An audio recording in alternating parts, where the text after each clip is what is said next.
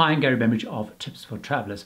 I'm going to take a look at 21 really unusual, unexpected, and slightly strange things that you absolutely should pack for your next cruise vacation. First of all, highlighter pens. Highlighter pens are fantastic for highlighting the various things within the daily program that you may want to do. It simplifies huge amounts of information down to the things that are really important to use. The second thing is a multi-USB charger strip and a multi-power strip. The reason for that is many cruise cabins have very few plug sockets. So you find nowadays when we have phones and tablets and cameras, all sorts of things that we want to charge, it becomes incredibly difficult to charge them. So taking one of those strips where you can plug in multi-USB things so you can charge all your tablets and phones and everyone in the cabin's tablets and phones.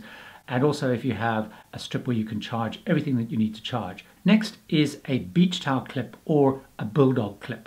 These are really helpful because you can clip them onto your towels so they don't blow away when you're sunbathing on deck or at the beach. And also you may find if your curtains don't quite fit properly in your cabin, you can also clip your curtains together and lock out light. Next, little sample sizes of laundry detergent. Although there are laundries, you normally have to buy the actual detergent that goes in those. So grab a couple of those little sample size packs. It's one less thing that you have to pay for. The fifth thing is your own personal first aid kit. It can cost you a lot of money if you have to go and fathom out pharmacies in the port or you have to go to the medical center. So pack a little kit and then put things like seasick tablets, headache tablets, antidiarrheals, plasters, ointments, mouth ulcer gel, everything that you might use at home. Take a look in your medicine cabinet or in your bathroom at home and look at all the things that you use, even if they're infrequently. It'll be really helpful and it will save you potentially a lot of money and stress. My next tip, which is linked to that, is make sure that you also take with you a dental repair kit. On board the ship, although there's a medical center, there is no dentist on board. So if you have a tooth crack, a filling come out, a crown come off, having your own little tooth repair kit will be an absolute boon. You can buy those at pharmacies or at drugstores. A lot of people say you should pack one of these over-the-door shoe organizers. Particularly if you've got a small cabin, the series of pockets in them, which can be up to 24 pockets, are great for storing, everything from sun cream, sunglasses, all sorts of bits and pieces. So it keeps your cabin nicely and organized, and it's where you can store and find things very easily. Pack a couple of water bottles, particularly ones that are not transparent so you can't see through them. A lot of people swear by them. They go out with water and sometimes come back with something other than water inside them.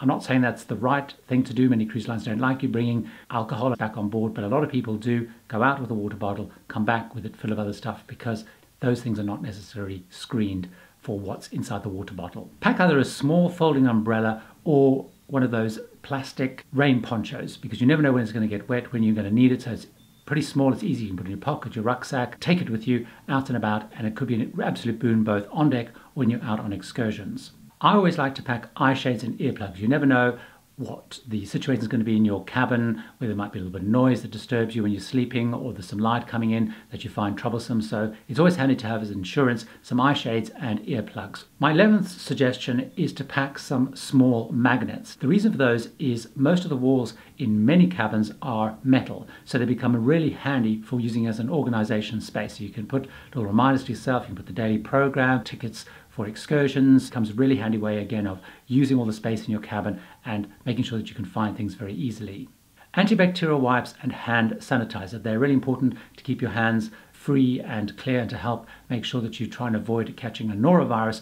But particularly when you head out on excursion, they become really handy if you have to use public restrooms or you're touching lots of grubby surfaces, to make sure that you keep your hands nice and clean and free of bugs. Many people also link to that. They'll either take little tissue packs, which if they do need to go to the bathroom and there's not paper there for them to use. Another great thing to take are a pair of portable speakers, which you can then connect by Bluetooth to your iPhone or tablet or your computer, and you can take a listen to music. The television channels are not always that interesting or that great, and the advantage, of course, if you take little speakers, is you can listen to the music that you love. My 14th tip is to take room freshener. This is not something that's provided, and if you're sharing a cabin with one or more people, having a little bit of room freshener, perhaps kept in the bathroom, may spare a lot of blushes and nicer smelling for everybody's. Now, one of the most important things of all, take your own pillow. Why?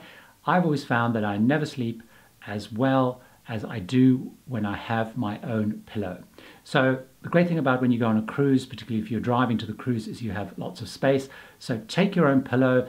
It'll be an absolute boon. to sleep on your own pillow.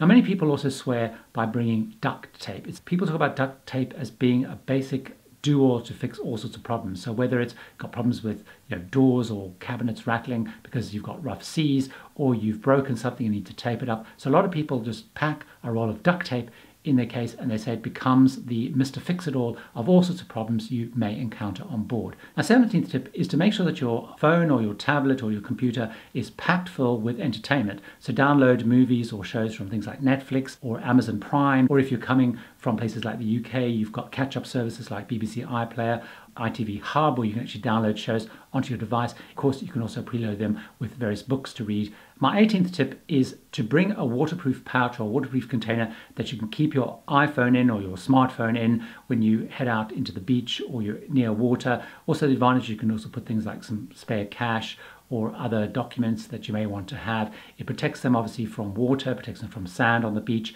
and also it means that they're kept in one place and safe. So one of the things that a lot of people pack is a lanyard, which they can then attach their cruise card to. The cruise card, of course, is very important. It opens your door. It's your security pass for when you leave the ship, come back onto the ship. It's also what you hand over when you're paying for things. So it's really important that you want to keep it safe and handy. So a lot of people bring a lanyard so they can attach their card to it, or they can slip their card into it. One of the things that a lot of people like to do, despite the fact that there's so much choice on board, is to take their own favorite tea or instant coffee. One of the things that I really miss, I only drink, for example, decaffeinated coffee, and I find it quite hard to find on board a ship often. So I take my own favorite decaf coffee with me so that I can make sure that I can have coffee that I want. If you have tea making facilities in your room and you want to have your favorite little cup of tea or cup of coffee, you have that with you. It's a great little suggestion. Another great thing to pack are those brightly colored little post-it notes, those little sticky notes. They become really helpful for leaving notes around the cabin for your roommates or your family, telling them where you've gone, what time to meet. Also perhaps leaving messages for your cabin steward if you haven't seen them, if there's things you want like extra towels, you want them to leave something or get something for you. So there you have it. That's 21 unusual, strange, and slightly bizarre, you may think, things to pack. Now, if you have other things that you absolutely love taking that are a little bit unusual or different and you strongly recommend, why not leave a comment and let other people know what those things are. One of the things I'd really love it if you liked the video, is to give it a like and a thumbs up. But very important, please subscribe to the Tips for Travelers channel and you'll get much more travel inspiration, advice and tips.